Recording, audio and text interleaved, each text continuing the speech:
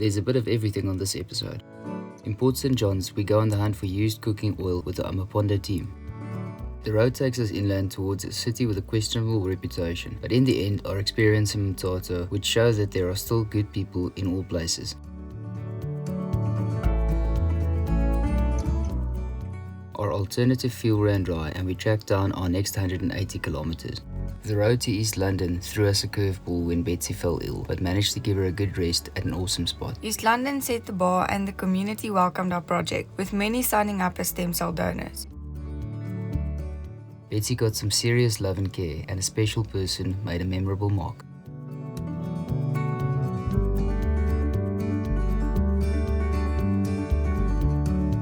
It's very pretty. Exceeding my expectations, yeah?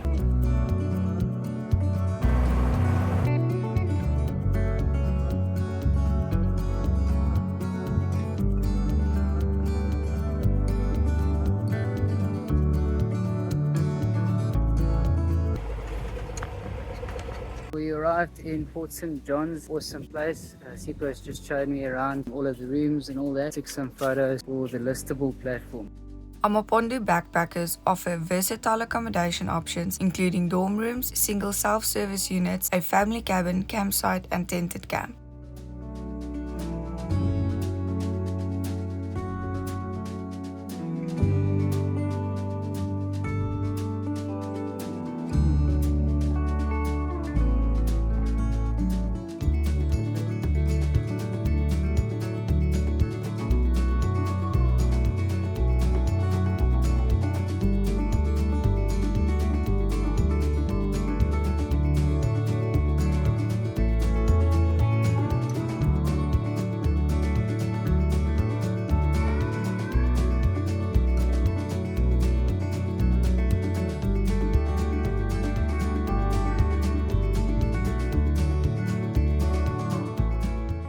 Betsy can't fit in each and every campsite we get to, so tonight we'll have to make do with the parking lot. We are still deciding whether we're going to go through to either Coffee Bay, possibly East London. The problem is we are running low on used cooking oil. Fuel is scarce and we don't really have any connections in Port St John's. Couldn't manage to track down a bunch of oil, but the owner of the campsite organised drips and drabs all over the show and offered to give us a lift to go and fetch it. We got our first bit of oil at the waterfront. This is the second stop. Oh, she right? Natalie was keen to help and took me all over town. Third and final stop at the Jungle Monkey.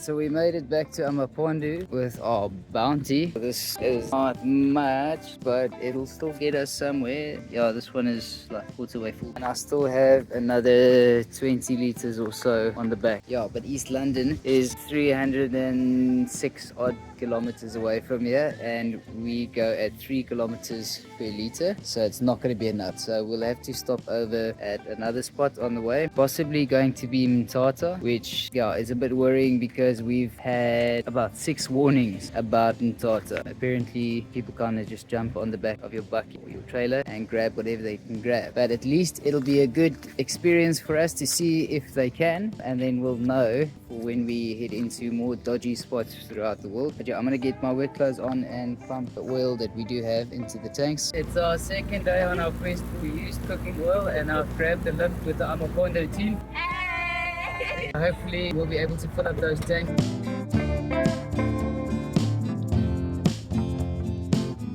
$5:30 in the morning, we're going to take off now. Port St John's to East London. Didn't manage to get that oil yesterday because the gent wasn't there, so we're going to stop over there now.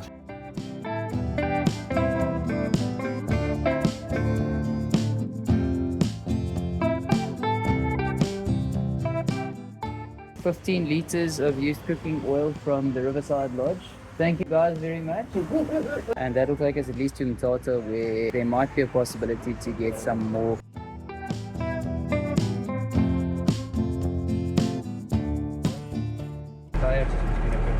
The traffic official asked me about the state of our tyres, and I gave him an honest answer. We'll replace them when the funds fall from the skies. He smiled and let us off with a warning.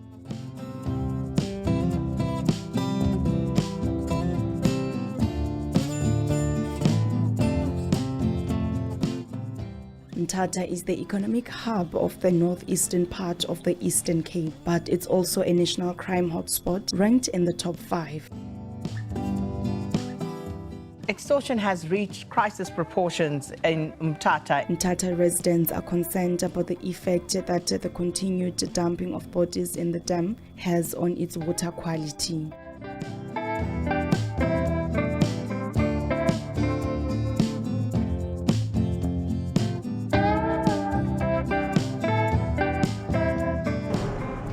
Running low on fuel and having another 230 kilometers to go meant we would need to slow things down, have a look around and find someone who would be willing to contribute some used cooking oil.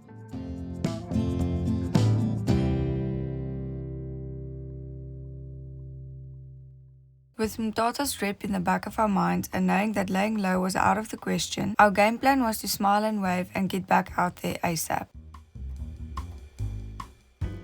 We pulled over and started the hunt, and before we knew it, a call came in from Steers down in Mthatha city centre.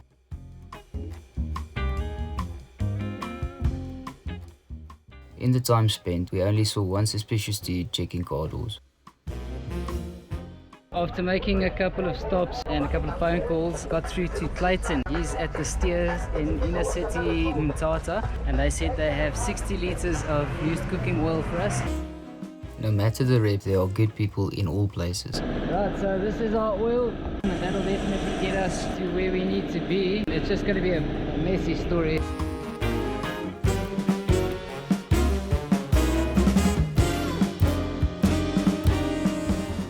We were about to get caught off guard.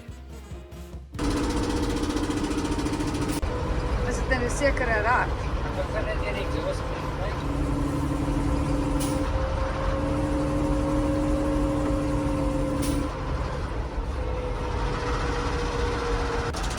Kan dit hoor aankom? From there, we had to go real slow. For another 185 kilometers. It was going to be a long day.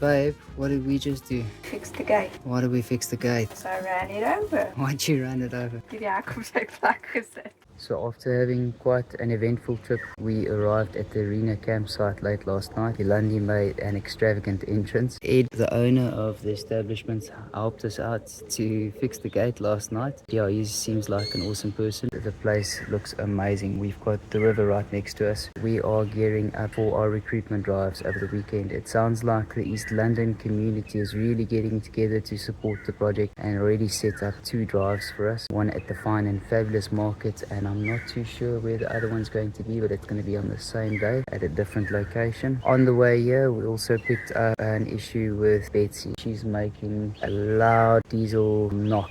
That's quite frightening to say the least. I've got to figure that out before we leave East London. We also have a local newspaper coming through today to spread the word that we'll be signing up lifesavers in the local community. Already met some friendly campers. Sandy and Miles introduced themselves last night and they stay at that cottage permanently. A couple from the Netherlands waiting on their camper truck to arrive from overseas. It seems to be that all the caravan parks and the camping sites always have like-minded people, always welcoming and inviting when we arrive.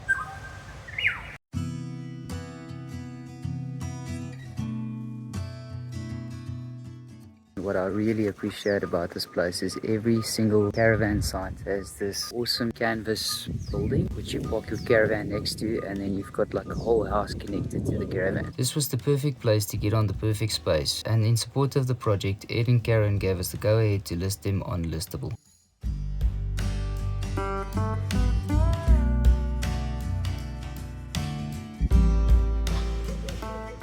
This ultimate holiday retreat offers a range of mild to wild activities including abseiling, segway tours, quad biking, a river cruise, or even a kiss from Abby the giraffe, to name a few.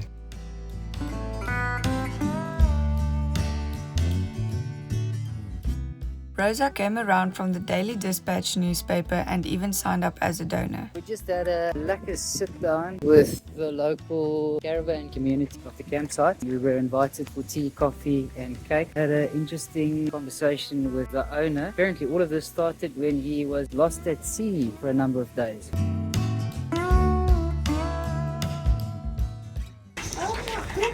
And then the furniture, this was all there. This the furniture is mine. This lady's even got a sewing room.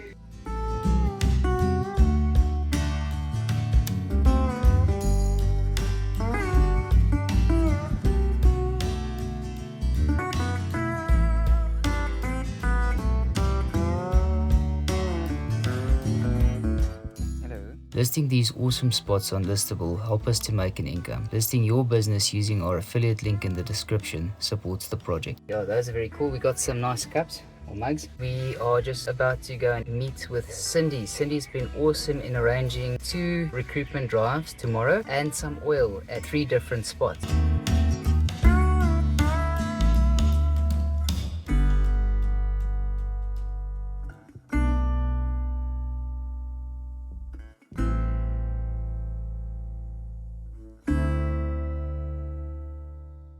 We just met up with Cindy, who hosts the fine and fabulous market in East London, and she's organised a bunch of stops where we can pick up some used cooking oil. Zach taking us through the back house of Wimpy, and there's our oil ready.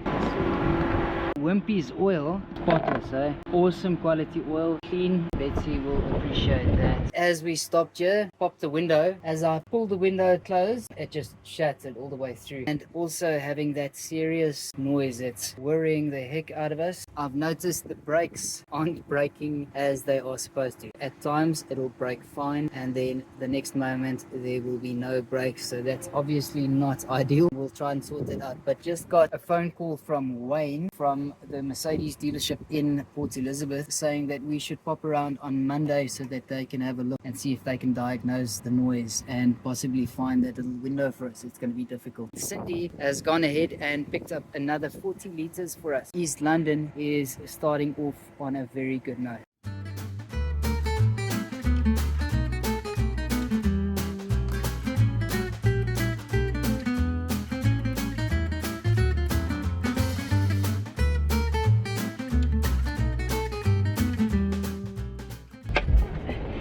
Yeah, you got to keep that nice and crisp. Awesome. Very cool. Yeah, very cool. So we've booked in at the Nahum campsite. Also got another 40 litres of used cooking oil. I'm going to pump that into the truck now tomorrow morning early. We're going to hit the road to the fine and fabulous market. And Cindy, by the way, has been amazing in organising all kinds of things. First off, the community paid for this campsite. So everybody clubbed in. She also phoned around. The Mercedes dealership in East London might be willing to locate the little window for us and hopefully diagnose that awful sound before we head off to our next spot, which is Hog's Back. Got 2 recruitment drives back to back tomorrow. Apparently a cancer run for ladies. Tomorrow's going to be a busy one, and then hopefully on Sunday we can get some shut-eye and chill out and relaxed and prep for the week. So I think this week might require getting oily and dirty.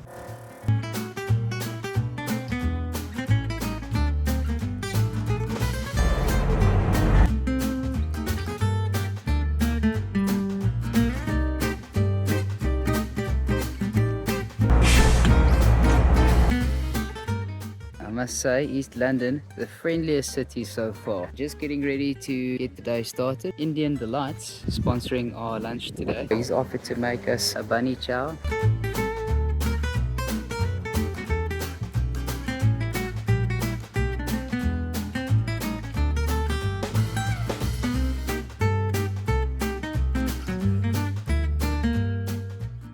got a very special visit from Jo and her kids.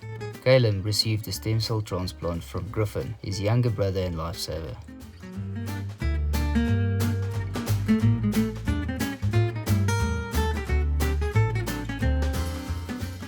We also learnt about the Chook House, who offers accommodation, transport and food to families affected by childhood cancer. Myself and Yolandi have just arrived at Kempston Run for Cancer. I think this is the starting line. It's our second event for the day, 2:30 in the afternoon now. Grateful to Kempston. The event is just about to kick off. The wind is driving us nuts.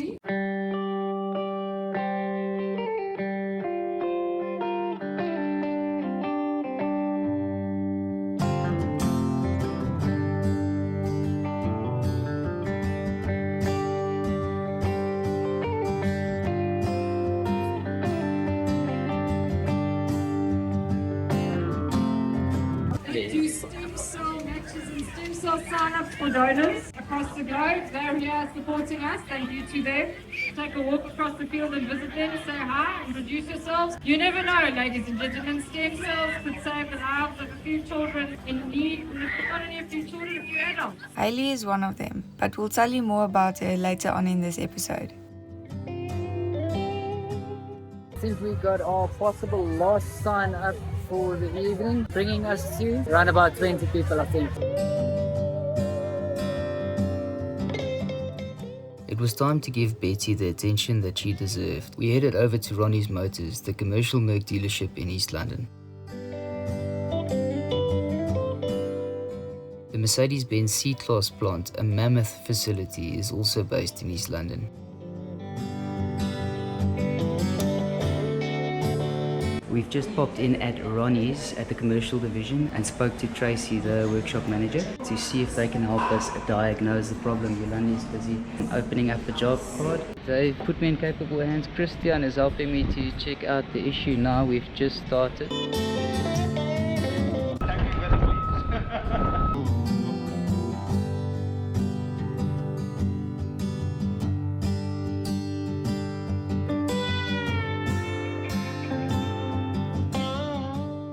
Adjusting the valves was the first attempt and a handy skill to learn.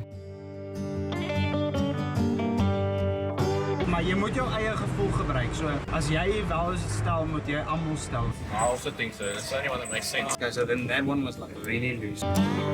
How long do you think this trip's actually going to take you? It's 10 years total. 10 years total. Yeah. Unfortunately, me and Christian took a test drive with Bets, and it seems that the problem hasn't been sorted out yet. They're going to look at the brakes first now before we continue brainstorming on that noise. We've got some serious puzzling going on here. Finding all the old buddies, try and get some advice from the guys that used to work on these machines. Cole, removing the compressor now. We've had suggestions that this might be caused by the compressor blocking up with carbon. No carbon inside of the pipe, so we'll have to keep on digging. Right, compressor coming out now.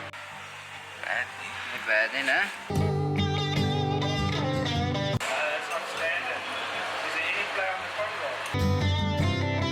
Had Brendan and Dylan here. They decided from TSE that they'll sponsor us a compressor kit. There's pretty more people that know about it, but like cancer that has affected everybody. Yeah, no. So, not that type of cancer.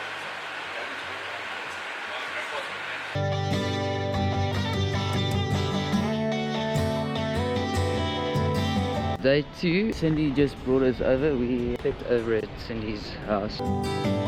I know that they have managed to figure out the issue on the brakes.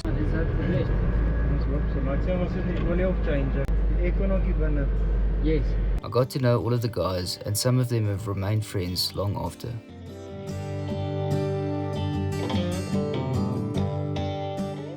Unfortunately, the noise was still there. Done for the day. Hopefully by tomorrow we'll have the problem at least figured out. This is where we are keeping tonight. Not a bad spot, secure. We've got a level surface, not in the sun, so not too hot. We've got an electricity plug in and we got the workshop bathroom and shower to use, so we don't have to use our water. Day 3 at Ronnies Motors. We'll continue with taking off the head. The silver lining and all of this, I have picked up some knowledge on how to do this and also how to set the brakes.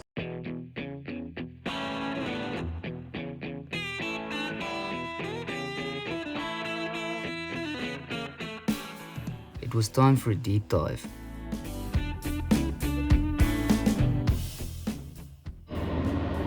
There we go. I don't really want to slide it too much because of the injectors.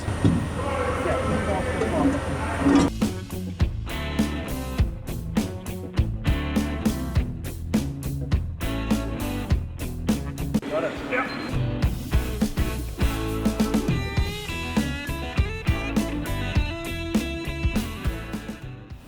There, let's come again, this one. And that. And that one.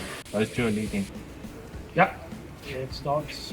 And then it starts. The valve seats were loose and was the cause of the noise. The head is going off to highway motors. Today, while we wait for the head to come back, while I've got a workshop, we'll replace a couple of things. These reflective stickers, we bought the cheapies when we started the build, and not the SABS approved ones. Looking really bad. TSE brought me 10 meters of that. This pulley, the one on the winch of this rack, broke. I need to replace that. So Shannon brought me one from home. On one of the vents that lets in the hot air into the cab, it's broken, so all the hot air is constantly coming into the cab, burning up Yolanda's feet. To fix that pedal, I'll need to remove this box. While we were removing the window frame, two guys from head office walked over to have a chat and got interested in becoming stem cell donors. Tracy suggested a group educational talk and started arranging things with the Ronnies team. I mentioned that Betsy was using water, and finally the cause was found. A cracked water pump was the underlying condition that would lead to us overheating in Lesotho, which resulted in the valve seats going loose. Oh, you brought us Evo, that's good, man. From the tree, eh? Okay, cool. 5 to 6 days. But I'll give you a game before you leave. Shots, man. I'm sure. Okay. Good. Oh, full house. A real pleasure working with all of you. I've learned a lot, so it's been lucky being here anyway. Okay, so does anybody know anything about stem cell donation, apart from the stuff I told you guys? The aim of the project is to sign up as many and as diverse of a network of people as we possibly can to the international database. It's actually the South African registry, but it's connected internationally. If somebody gets, for instance, a disease like leukemia, lead up to bone marrow failure, stops your blood production, they will need a stem cell or a bone marrow transplant. If ever a person gets to that stage without having a transplant, they'll pass away. The difficult thing in this is finding a match. So you need a match to go through with the transplant. A couple of things come into play when matching up donors to patients. Ethnicity, it's a big thing. White people have a 1 to 100,000 chance of being matched up. If you're any other ethnicity, you'll have a 1 to 400,000 chance of being matched. That's what makes it so important to sign up as many people as we can and going through all of these different countries and hoping to add diversity to that registry. What is a stem cell transplant? Let's say they have found a match for that person. Patient then books into isolation, gets chemotherapy, they break down the original cells. So to be on the registry, you go through an exclusion criteria first. I'll read it through just now. You fill in an application form, then there's 4 swabs in this little box. You swab your own mouth, and we send that off to the South African Bone Marrow Registry. That's our partner. They put that sample through a lab test. You get logged onto a database. Everybody always wonders, bone marrow transplant or stem cell transplant, that sounds painful and invasive. It's not. It's a very simple process. Let's say you signed up, 5 years go past, your phone rings, you have the opportunity, you've been matched up to a patient. Would you like to go ahead with the process? That's what they'll ask you. Hopefully you'll say yes. And they'll fly you and a family member to the closest donation center. They take blood from the one arm, put it through a stem cell filtration machine, put your blood back into your other arm, take the stem cells, and they save a life. It's easy as that. Basically go back to work the next day. You didn't lose anything. You got all your blood back. Basically all they take is a little bit like that. They give you a stimulant that overproduces your stem cells. So you produce extra stem cells. They're only skimming off the extra stem cells, taking that, and you go home with exactly the same amount of stem cells. Yeah, you continue on with life. After 3 years, you have the opportunity to meet that person. They pay for your hotel, they pay for your food. You get treated like the hero that you are. On the patient side, it's a lot more intense. It's a long recovery process. In my case, I had one match in the whole world, came from my family. My sister was my only match. There's a 30% chance of somebody in your immediate family being your match. The possibility is that there'll only be a 50% match, and they used the 50%. I'm still standing here today. I'm happy, healthy, and I appreciate this second chance. As not only just to sign up people as stem cell donors, but also to motivate people to use that second chance and show people what is possible with a second chance.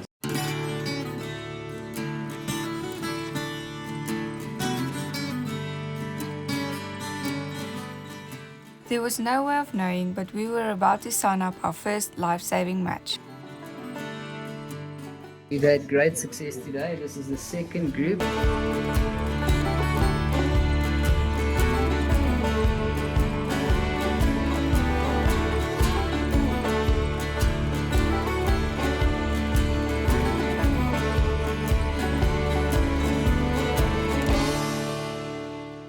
Bradley would later fly out to donate, reminding us that everything happens for a reason.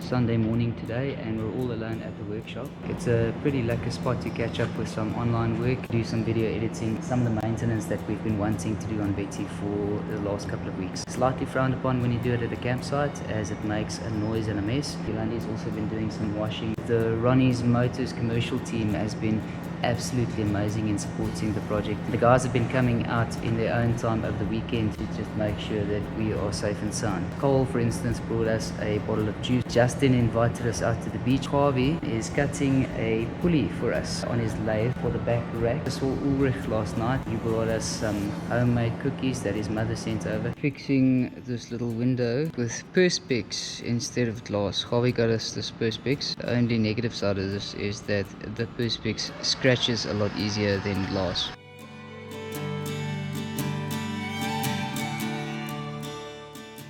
Alright, so we spent about a week here. It's Monday morning. Things are going great. We think that the parts might be here by tomorrow. I'm a bit nervous on the cost. The water pump's impeller was cracked. So that's a difficult one to find because they don't sell the impeller loose. It was a factory built unit. Harvey made 2 pulleys for this system. So I'll install that too. And then walk over to the courier. Send all of the stem cell donation kits that we've signed up.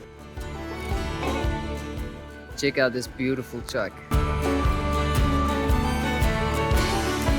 Okay, it's the end of the day and I've got some great news. It's Monday today. We've got our head that arrived, and for those engine parts, awesome people, they sent us this head gasket kit free of charge. Sponsored item. I'll definitely make sure to get a logo on the side of Betsy for them, and then I'll spend the rest of today, or tonight at least, cleaning up all the bolts and just getting generally prepped for tomorrow. These rockers also need a scrub. They are pretty neat and tidy, but I'll clean them up anyway. Also busy with light fittings. The rubbers perished on the inside, so I'm just making new rubbers for them. The last thing we need is the water pump. Somewhat of a coincidence is the Stanmore Motors Group in George in the Western Cape gave us a shout a couple of weeks ago and said they would like to sponsor a full service on Betsy. Now George is about 600 k's from here. Betsy has gone through more than a service, so she won't need one when we get there, but they do have a water pump in stock. Be right as rain. Oh, last thing is the tires are shot. Yeah, nothing can be done about that now. It's 20 grand just for 4. There's 6 wheels, but the fronts are fine, probably illegal. And I also finished up with the windows.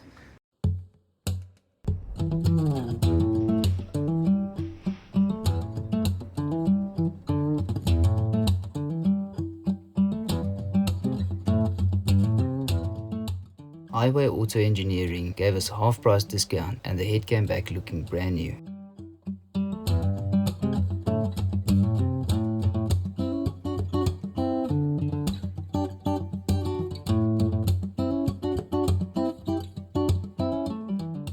VC Diesel Services reconditioned the injectors and sponsored the labour.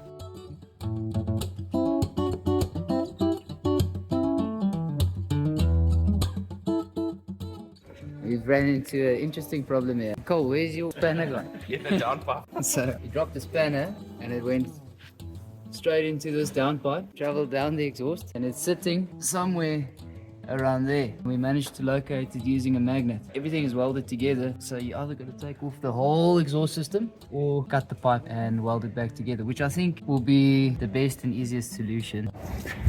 Yeah, it might not work, but if it does, I do have the video.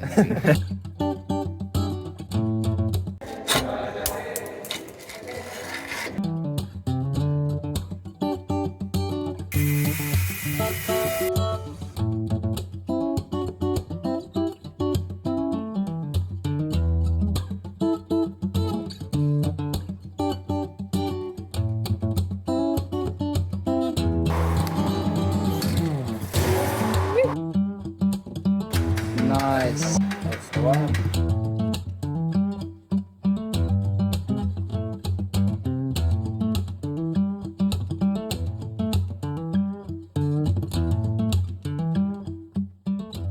Wayne and his wife sent over a delicious home-cooked Indian meal. Almost done with installing back all of the parts, and we've got Cal signing up. He's the driver of this truck. Pretty cool.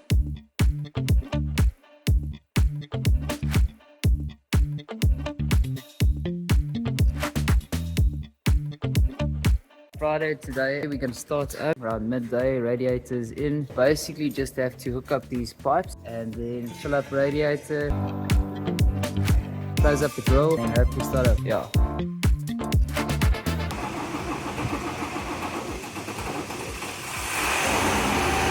Woohoo!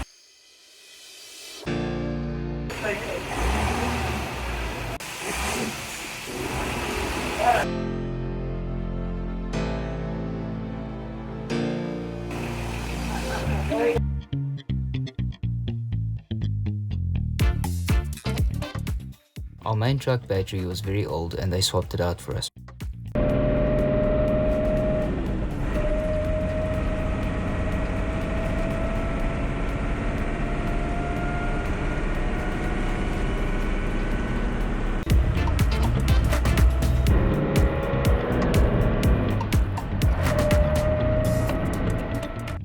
Betsy was back in the race and did a few victory laps.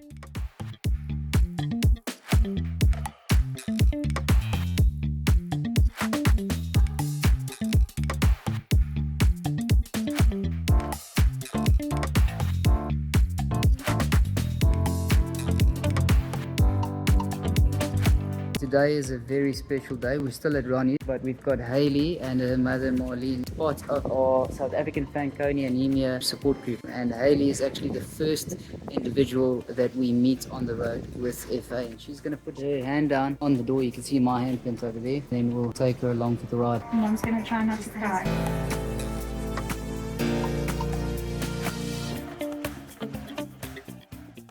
Hayley received her transplant at the tender age of 8, not a small feat for a tiny body. A Sunday morning, and hopefully we're going to get on the road tomorrow. We're very excited. Got some excellent news. I spoke to Louise from Bandag a couple of days ago asking for tyre prices for Betsy. She came back to me with a sponsorship of 6 tyres. Can you believe it? Her family has a couple of tyre businesses. They all club together. We're going to stop over there tomorrow as soon as the brakes are set. We're going to head to Hogsback. Hogsback has been on the list for a very long time. An awesome little village town that is a bit Harry Potterish.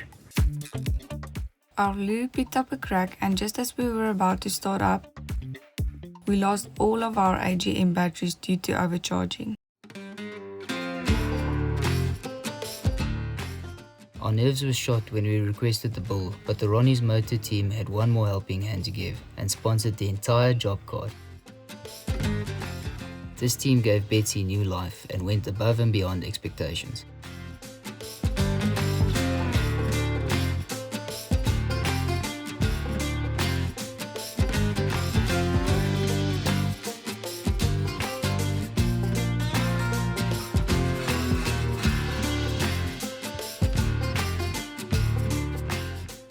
Betsy was back, but before leaving town, we barreled over to East London Bandag tyres.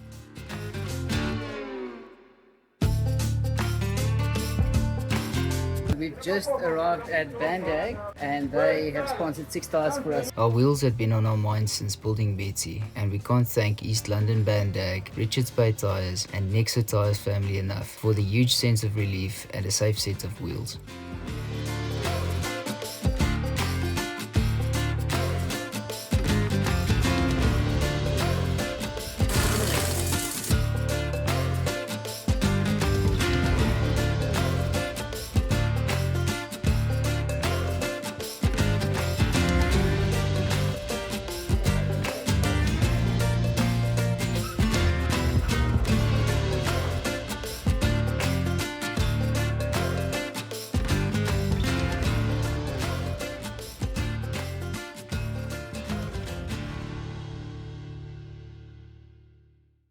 We're extremely grateful for everyone that got involved, and if you would like to follow the journey with a closer eye, follow our social media pages, subscribe to our YouTube channel, and support the project by becoming a member on our Patreon or listing your business on Listable using our affiliate link.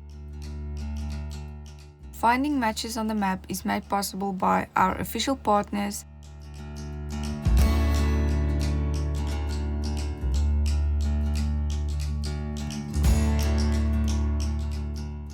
and our Patreon members.